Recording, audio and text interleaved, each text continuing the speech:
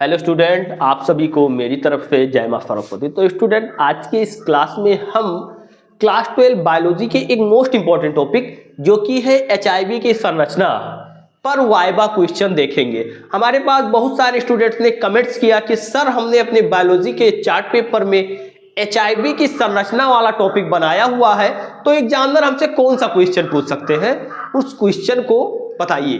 तो उनके डिमांड पर हम आपके लिए लेकर आए हुए हैं। ये भी एक इजी का फिगर होता है। मैं आपको सजेस्ट करूंगा कि यदि अभी आपने अपने चार्ट पेपर में कुछ भी नहीं बनाया हुआ है तो एक एचआईवी की संरचना, स्ट्रक्चर ऑफ एचआईवी की संरचना को आप बना सकते हैं और उसके जो क्वेश्चन है उसको मैं आपको बताऊंगा। तो देखिए, यदि आपने अपने चार्ट पेपर में एचआईवी वाला टॉपिक बनाया हुआ है तो उससे फर्स्ट क्वेश्चन जो एग्जामिनर पूछ सकते हैं वो क्या पूछ सकते हैं कि एचआईवी क्या है।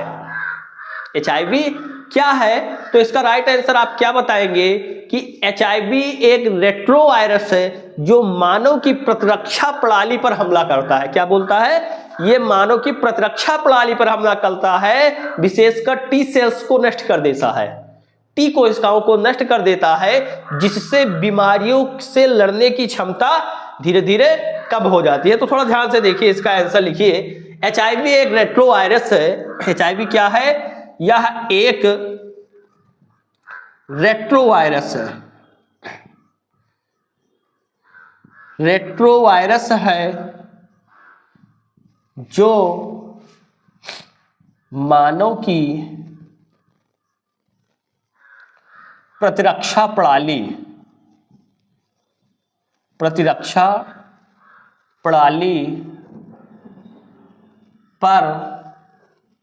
पर हमला करता है, अटैक करता है, प्रतिरक्षा प्रणाली पर हमला करता है और ये विशेषकर टी सेल्स को नष्ट कर देता है, नष्ट कर देता है, जिससे शरीर में रोग बीमारियों से जो लड़ने की कैपेसिटी है, जो क्षमता है, वो धीरे धीरे नष्ट हो जाती है। देखिए, नेक्स्ट क्वेश्चन है, इंपॉर्टेंस है इस टॉपिक से कि एचआईवी का पूरा नाम क्या है। एग्जामिनर ये आपसे क्वेश्चन पूछ सकते हैं। मैं उन इंपॉर्टेंट क्वेश्चंस को यहां पर सिलेक्ट किया हुआ हूं कि अगर आपने ये वाला टॉपिक बनाया है तो एग्जामिनर आपसे इससे बाहर और कुछ नहीं पूछेंगे। तो देखिए, एचआईवी का पूरा नाम होता है ह्यूमन इम्यूनो डिफिशियंसी वायरस। क्या होता है?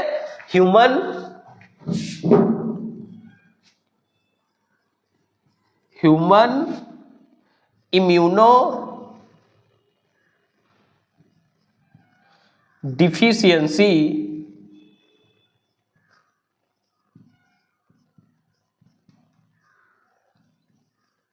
वायरस। क्या होगा इसका फुल फॉर्म?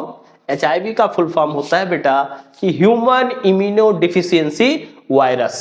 ये भी इंपॉर्टेंट है, आपसे एग्जामिनर पूछ सकते हैं कि एचआईवी का पूरा नाम क्या है या एचआईवी का फुल फॉर्म क्या होता है, तो आप बताएंगे human immunodeficiency virus. Then next question देखिए, इंपॉर्टेंस है कि एचआईवी किस बीमारी का कारण बनता है। जो एचआईवी वायरस है वो किस बीमारी का कारण बनता है? तो ये जो कारण बनता है एड्स का। किसका? एचआईवी किस बीमारी का कारण बनता है? एड्स का।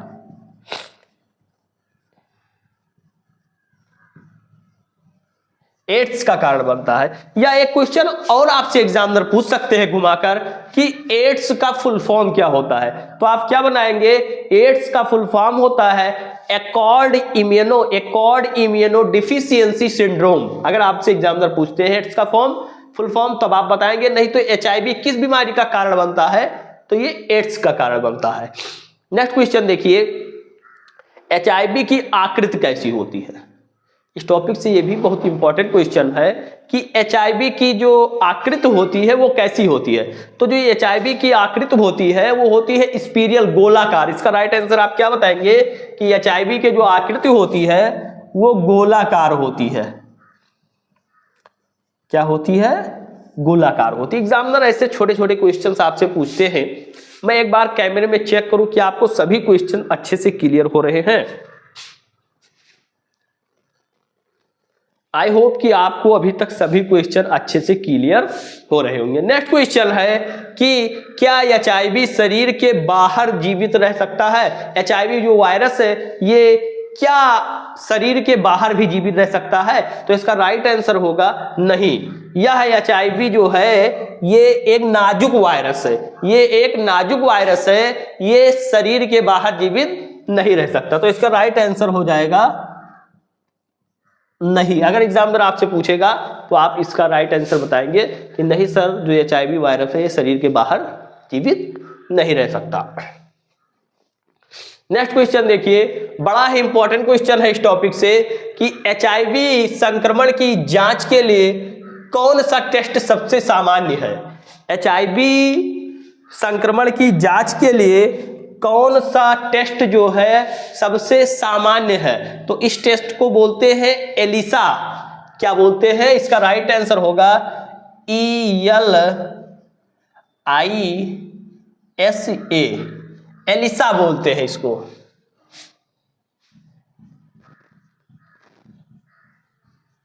एलिसा, क्या बताएंगे आप? एलिसा, इस टेस्ट को बोलते हैं एलिसा। नेक्स्ट क्वेश्चन देखिए कि HIV संक्रमण के प्रसार के मुख्य तरीके क्या है? मतलब HIV किस तरीके से फैलता है, इसके प्रसार के क्या तरीके हैं? तो HIV संक्रमण के जो प्रसार के तरीके हैं वो है असुरक्षित यौन संबंध बनाना। क्या फर्स्ट बताएंगे आप? असुरक्षित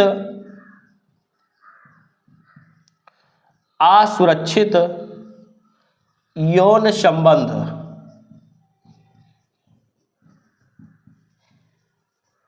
असुरक्षित यौन संबंध। और सेकेंड आप पॉइंट बताएंगे कि संक्रमित रक्त का चढ़ाया जाना। जैसे होता नहीं है, आप कभी बीमार पड़े तो खून लेना पड़ता है पैसों का, तो वो अगर मतलब संक्रमित है तो उससे भी HIV फैलता है। तो इसका राइट आंसर क्या होगा? देखिए सेकेंड आप पॉइंट बता सकते हैं, संक्रमित रक्त का चढ़ाया जाना।